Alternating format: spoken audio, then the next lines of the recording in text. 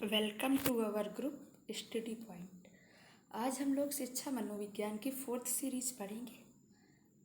I hope series जल्दी ख़त्म हो जाएंगी। सीरीज़ ख़त्म होते ही आपको मॉक टेस्ट करवाए जाएंगे, जिससे आप खुद का इवैल्यूएशन कर सकेंगे और आपको एग्ज़ाम में काफ़ी हेल्प मिलेगी। चलिए स्टार्ट करते हैं आज की। तो आज की सीरीज़ आपकी स्टार्ट होती यहाँ से। सभी लोग पिछली सीरीज अवश्य ज़रूर देखें, इससे आपको काफ़ी हेल्प होगी एग्ज़ाम में।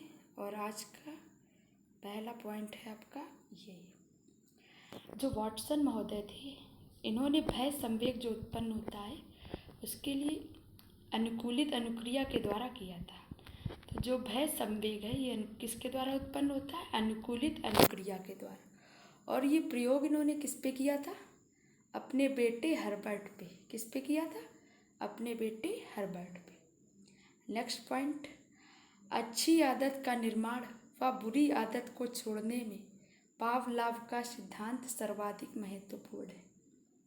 अच्छी आदत का निर्माण, अच्छी आदत, कोई काम अच्छा करोगे तो वो अच्छी आदत है। अच्छी आदत का निर्माण करने और बुरी आदत को छोड़ने में, मतलब अच्छे कार्य को कंटिन्यू करने में और बुरे कार्य को छोड़ने में सर्वाधिक महत्वपूर्ण किस मनोवैज्ञानिक का सिद्धांत है? IV पावलोव महोदय का, जो रशिया के मनोवैज्ञानिक थे। नेक्स्ट है, नैमित्तिक अनुबंधन का सिद्धांत किसने दिया? तो जो नैमित्तिक अनुबंधन का सिद्धांत है वो BF स्किनर महोदय ने दिया था। किसने दिया? स्किनर। स्किनर ने जो व्यवहार है वो कितने प्रकार के बताए? 2। एक अनुक्रियात्मक व्यवहार, दूसरा क्रिया प्रसूत व्यवहार। तो जो आपका अनुक्रियात्मक व्यवहार है, ज्ञात उद्दीपक से प्रत्यक्ष रूप से नियंत्रित होता है। ज्ञात उद्दीपक मतलब जो स्टिमुलस एस टाइप है, इसमें स्टिमुलस जो है वो आपका ज्ञात होता है, अननोन नहीं है। स्टिमुलस नोन है और इसी से डायरेक्ट आपका जो वो है बिहेव वो कंट्रोल किया जा सकता है। और जो इनका सेकंड है वो है क्रिया प्रसूत व्यवहार। ये प्राणी की स्वेच्छा पर निर्भर करता है, यह ज्ञात उद्दीपक से नियंत्रित नहीं होता। तो जो ये है, ये जो व्यक्ति चाहेगा वो स्वयं पे निर्भर करता है कि उसको क्या करना है, किस टाइप का बिहेव किससे करना है। और ये किस टाइप का बिहेव है? ये R टाइप का है। और जो अनुक्रियात्मक है ये S टाइप है। जो कंट्रोल हो जाता है वो S टाइप, जो कंट्रोल नहीं है वो R टाइप। स्किनर ने SR को RS में परिवर्तित किया। स्टिमुलस रिस्पॉन्स को इन्होंने रिस्पॉन्स स्टिमुलस में परिवर्तित किया। किसने किया था? स्किनर महोदय ने। और जो स्किनर महोदय हैं आपके, इन्होंने अपना प्रयोग किस किस जानवर पे किया? चूहे पे और कबूतर पे। तो स्किनर ने अपना प्रयोग किस पे किया? चूहे और कबूतर पे। नेक्स्ट है पॉइंट आपका, अभिक्रमिक अनुदेशन स्किनर की अमूल्य देन है। जो अभिक्रमित अनुदेशन है ये किसकी देन है? स्किनर महोदय की। और ये कैसी देन है? अमूल्य देन। स्किनर के सक्रिय अनुबंधन सिद्धांत का आधार थार्नडाइक के प्रभाव का नियम है। जो स्किनर का ये एक नियम है सक्रिय अनुबंधन सिद्धांत का, ये किसके नियम पे आधारित है? जो थार्नडाइक महोदय थे इनके प्रभाव के नियम पे आधारित है। सूच का सिद्धांत किसने दिया? सूच का सिद्धांत कोहलर ने दिया था। और गेस्टाल्टवाद में, गेस्टाल्टवाद का जनक वर्दीमर को माना जाता है। वैसे गेस्टाल्टवादी 3 मनोवैज्ञानिक है, वर्दीमर, कोहलर और कोफका। और जो गेस्टाल्टवाद है ये किस भाषा का शब्द है? जर्मनी। इसका अर्थ क्या है? समग्र। समग्र का मतलब क्या होता है? पूर्णता। और गेस्टाल्ट के अनुसार पूर्ण का महत्व है, अंश का नहीं। जो गेस्टाल्टवादी है इनके अनुसार पूर्णता का महत्व, क्योंकि गेस्टाल्ट जर्मन भाषा का शब्द है, उसका मीन्स ही समग्र या पूर्णता है। तो इसमें अंश या पार्ट का कोई इम्पोर्टेंस नहीं है, इसमें सिर्फ पूर्णता का ही महत्व है। गेस्टाल्ट इकाई पर बल देता है, अंशों पर नहीं।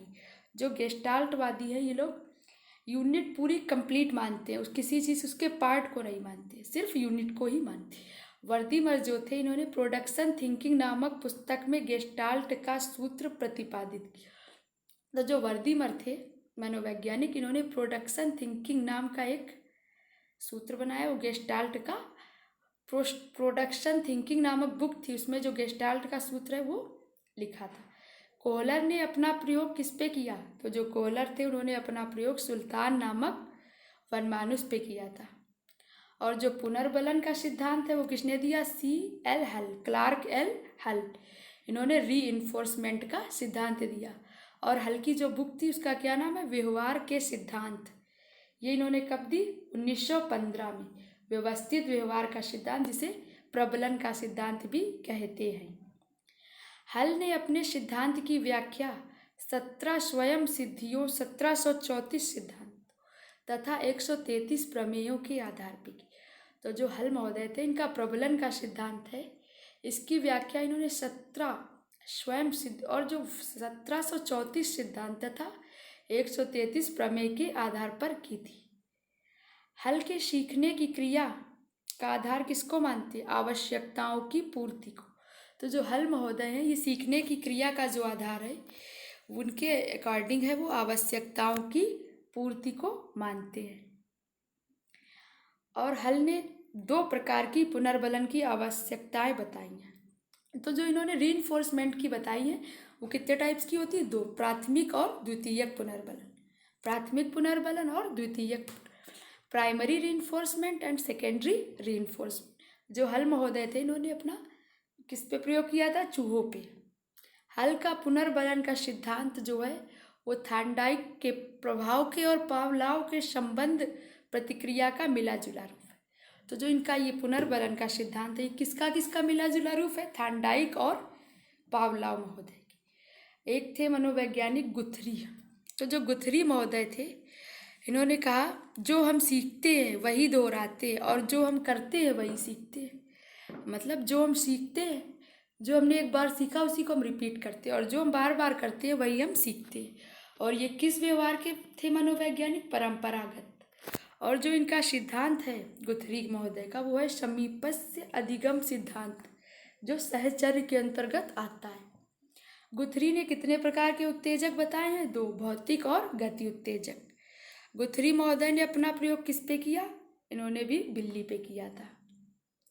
गुथरी जो थे, ये गति को प्रारंभिक या मूल उत्तेजक मानते हैं।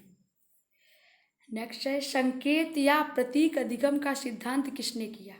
तो जो संकेत अधिगम का सिद्धांत है वो टालमैन ने किया। और जो टालमैन थे, ये किस विधा के? ये थे दृष्टिकोण प्रयोजनवादी मनोवैज्ञानिक थे। जीवन की सभी क्रियाएं तथा सीखना ही सब प्रयोजन है, ये किसने कहा था? टालमैन ने। व्यक्ति गतियों की श्रृंखला से नहीं बल्कि चिन्हों से सीखता है। किससे सीखता है? चिन्हों से। और जो इनका सिद्धांत है वो क्या है? संकेत या प्रतीक अधिगम का प्रतिपादन ही टालमैन ने किया था। नेक्स्ट है टालमैन ने अपना प्रयोग किस पे किया? इन्होंने चूहों व बंदरों पे किया था। निरीक्षण, प्रत्यक्षीकरण तथा सूझ को सीखने हेतु महत्वपूर्ण कारक मानते हैं। कौन? टालमैन। नेक्स्ट मनोवैज्ञानिक है आपके कुर्ट लेविन। तो जो कुर्ट लेविन महोदय हैं, इन्हें क्षेत्र मनोवैज्ञानिक का जनक माना जाता है। और कुर्ट लेविन ने अधिगम का क्षेत्र सिद्धांत भी प्रतिपादित किया। ये मनोवैज्ञानिक हैं क्षेत्र विधा के, और इन्होंने क्षेत्र सिद्धांत प्रतिपादित किया। तो जो क्षेत्र सिद्धांत है ये ह्यूमन मोटिवेशन को इम्पोर्टेंस देता है।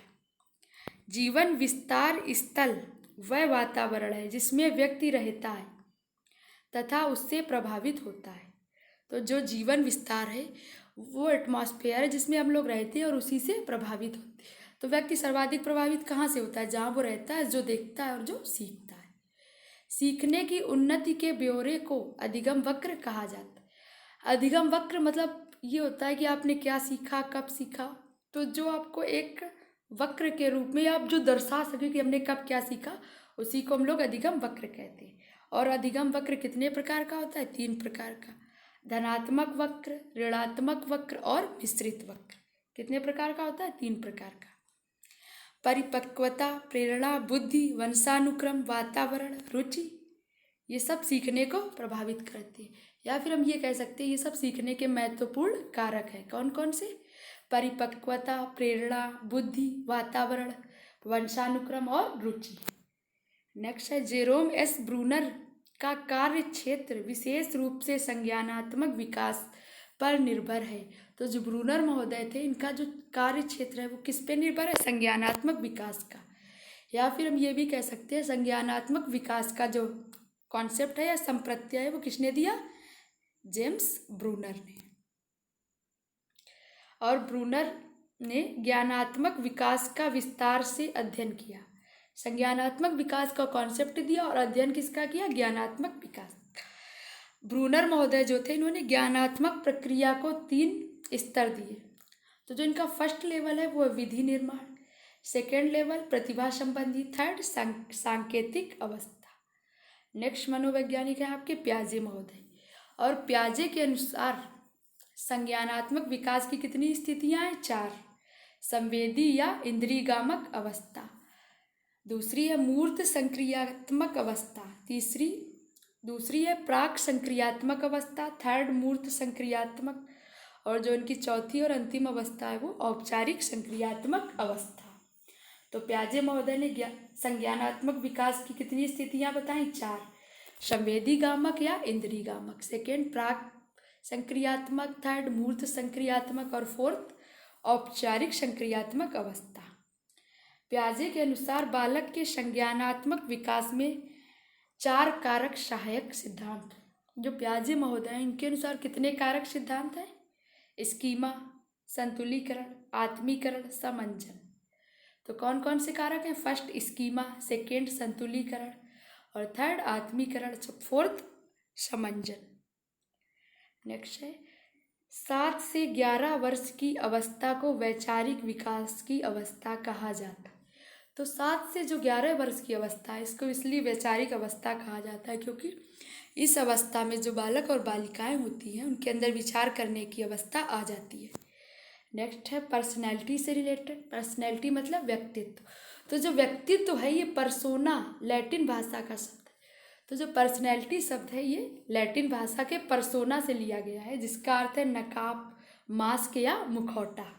क्या अर्थ है? नकाब, मास्क या मुखौटा। 13वीं शताब्दी तक पर्सोना शब्द का प्रयोग विभिन्न अर्थों में होता था।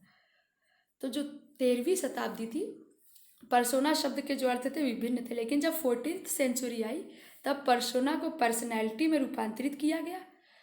तो पर्सनैलिटी को जो कि से बना पर्सोना जो लैटिन भाषा का, इसका अर्थ है मुखौटा। अ साइकोलॉजिकल इंटरप्रिटेशन किसकी रचना है? अल्पोर्ट महोदय की। किसकी है? अल्पोर्ट महोदय। व्यक्तित्व के 6 विशेषक होते हैं। तो जो व्यक्तित्व है इसके कितने विशेषक होते हैं? 6।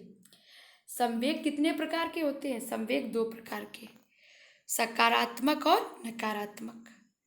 सकारात्मक को स्वीकारात्मक भी कहते हैं। तो स्वीकारात्मक संवेग या सकारात्मक, जो सेकेंड है वो नकारात्मक संवेग। हिप्पोक्रेट्स ने शारीरिक द्रव्य के आधार पर व्यक्तित्व के कितने प्रकार बताए? तो एक हिप्पोक्रेट्स महोदय थे मनोवैज्ञानिक, इन्होंने शारीरिक द्रव्य के आधार पर व्यक्तित्व के 4 प्रकार बताए। और जो एक सैगविन महोदय हैं इन्होंने रक्त द्रव प्रधान, कोलेरिक में येलो बाइल, फ्लैगमेटिक में फ्लैगम द्रव्य तथा मेलनकॉलिक में ब्लैक बाइक प्रधान होता है। नेक्स्ट है क्रेस्मर मनोवैज्ञानिक। शारीरिक संरचना, इन्होंने शारीरिक संरचना के आधार पर व्यक्तित्व का वर्गीकरण किया। और वर्गीकरण कितने पार्ट्स में किया? 4। एस्थेनिक, एथलेटिक, पिकनिक एंड डिप्लास्टिक और डिस्प्लास्टिक में किया। नेक्स्ट है आपका शेल्डन के अनुसार व्यक्तित्व कितने प्रकार का होता है? तो एक मनोवैज्ञानिक है शेल्डन, इन्होंने अनुसार जो व्यक्तित्व है वो कितने प्रकार का होता है? 3। पहला एक्टोमॉर्फिक, जो फर्स्ट है वो है एक्टोमॉर्फिक मतलब लंबाकार, और इनका जो सेकेंड है वो है मेसोमॉर्फिक, मेसोमॉर्फिक मतलब आयताकार, थर्ड एंटोमॉर्फिक मतलब गोलाकार। पहला इनका व्यक्तित्व का जो प्रकार है वो लंबाकार, दूसरा आयताकार और तीसरा गोलाकार। इस आधार पर इन्होंने व्यक्तित्व को 3 भागों में विभाजित किया।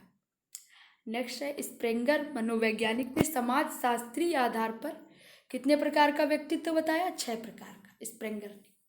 और जुंग ने व्यक्तित्व 2 प्रकार का बताया। जुंग महोदय का एक अंतर्मुखी और एक बहिर्मुखी। नेक्स्ट है नैमन और याकोर ने 1942 में उभयमुखी व्यक्तित्व का संप्रत्यय दिया। तो जो व्यक्तित्व है वर्तमान समय में हम लोग 3 प्रकार का पढ़ रहे हैं, अंतर्मुखी, बहिर्मुखी और उभयमुखी, जो कि जुंग ने 2 ही प्रकार का बताया था, लेकिन 1942 में एम्बिवर्ट प्रत्यय यानी कि उभयमुखी भी याकोर और नैमन महोदय ने दिया था। नाड़ी शून्य ग्रंथियों की संख्या कितनी होती? तो जो नाड़ी शून्य ग्रंथियों की संख्या है वो 7। टर्मन ने बुद्धि लब्धि के आधार पर व्यक्तित्व का वर्गीकरण किया है। तो जो टर्मन महोदय थे, इन्होंने बुद्धि लब्धि के आधार पर व्यक्तित्व का वर्गीकरण किया है। आलपोर्ट ने अधीनस्थ तथा प्रभुतापूर्ण 2 प्रकार का व्यक्तित्व बताया।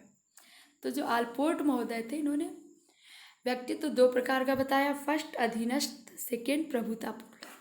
और जो थांडाइक महोदय थे, इन्होंने 3 प्रकार का व्यक्तित्व बताया, विचार, चिंतन और कल्पना शक्ति के आधार पर 3 प्रकार का बताया। प्रत्यय विचारक, गहन विचारक तथा स्थूल विचारक व्यक्तित्व का प्रकार थांडाइक ने दिया। विचार, चिंतन और कल्पना, उसी को इन्होंने प्रत्यय विचारक, गहन विचारक तथा स्थूल विचारक। और वुडवर्थ महोदय ने 1918 में व्यक्तित्व मापन हेतु मनोस्नायु विकार सूची का निर्माण किया।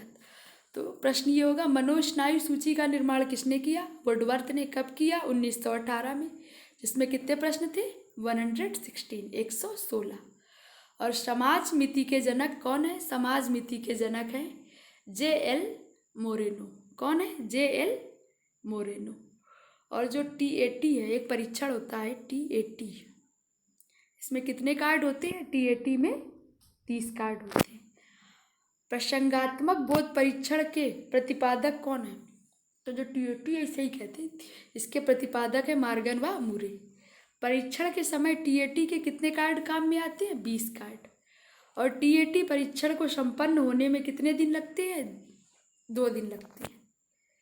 और CAT में कुल कितने कार्ड होते हैं? 10 कार्ड होते हैं। TAT में कुल 30 कार्ड और CAT में 10 कार्ड।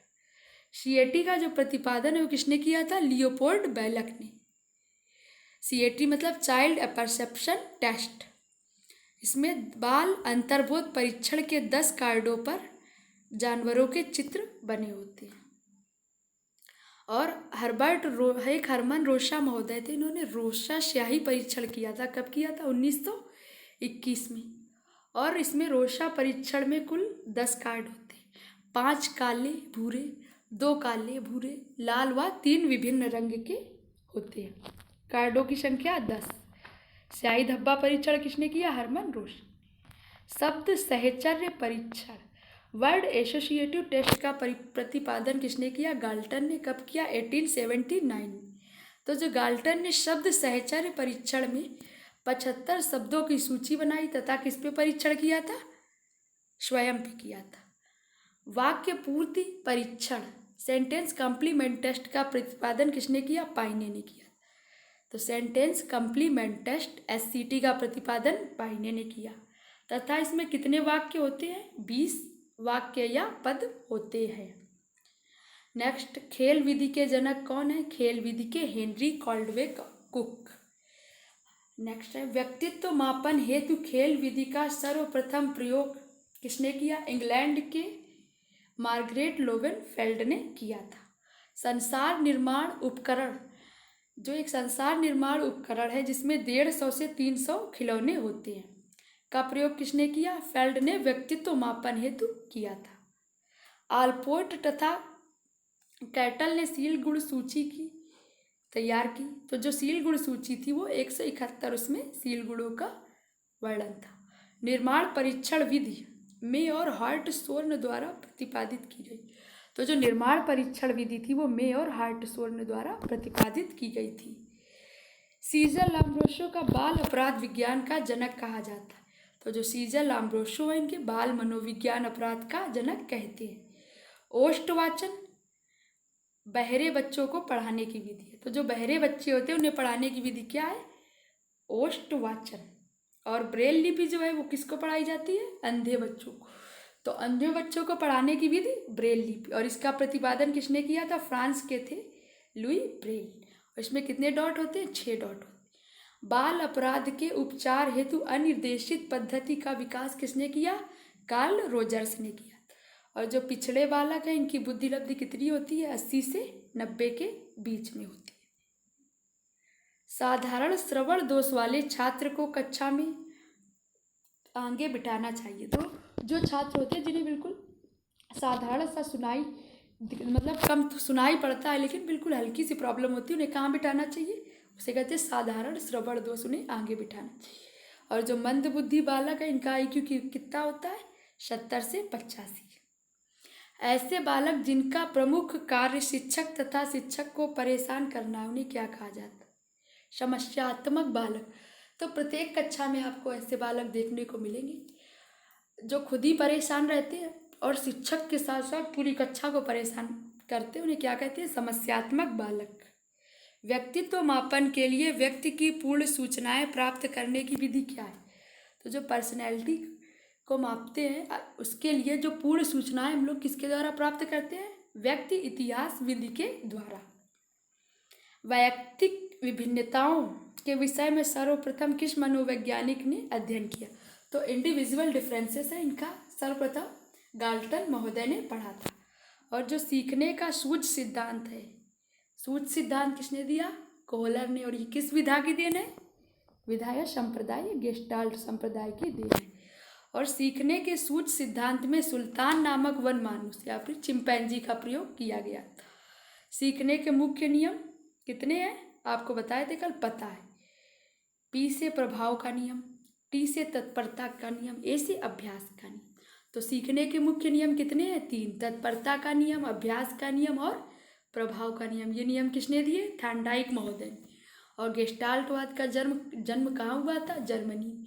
और गेस्टाल्ट का अर्थ क्या है, समग्र या पूर्णता। अधिगम के 3 मुख्य सिद्धांत किसने प्रतिपादित किए, थॉर्नडाइक महोदय ने। और वो 3 कौन से हैं, तत्परता का नियम, अभ्यास का नियम और प्रभाव का नियम। अंतर्दृष्टि अधिगम सिद्धांत किसने दिया, तो अंतर्दृष्टि या सूझ का सिद्धांत कोहलर ने दिया था। अवयववाद की स्थापना मैक्स वर्दीमर ने कब की थी, 1912 में। एक बालक एक बार जलने के बाद अंगीठी से दूर रहता है, ये किस विधा का है, ये शास्त्रीय अनुबंधन का उदाहरण है। तो एक बालक जो होता है वो एक बार जल जाएगा, अंगीठी कैंडल किसी से भी, इसके बाद वो उस जगह नहीं जाता है। तो ये किस नियम के आधार पर है, शास्त्रीय अनुबंधन। और प्राचीन अनुबंधन के प्रतिपादक IV पावलोव महोदय, जो रूस के शरीर शास्त्री थे, मतलब पहले ये शरीर शास्त्री थे, बाद में ये मनोवैज्ञानिक बने थे। और गेस्टाल्ट का अर्थ क्या है, समग्र या पूर्णाकार, जो जर्मनी भाषा का अर्थ है। हम जो भी नया काम करते उसे आत्मसात कर लेते हैं। आत्मसात करना मतलब जो भी नया काम किया उसे हमने अपने अंदर आत्मसात किया। ये किस नियम पे आधारित है, आत्मीकरण के नियम से संबंधित है। सीखने की क्रिया में रुकावट आने से मुख्य कार्य क्या होता है, मुख्य कारण क्या है, जब हम कोई चीज़ सीख रहे होते हैं इसमें बार बार रुकावट आती है, तो इसका कारण है कार्य की जटिलता। IV पावलोव ने किस पे प्रयोग किया था, कुत्ते पे। क्रिया प्रसूत अनुबंध के प्रतिपादक कौन है, तो जो क्रिया प्रसूत अनुबंध है इसके प्रतिपादक हैं स्किनर महोदय। नेक्स्ट है आपका, किसी के दूर से पुकारने पर शीघ्र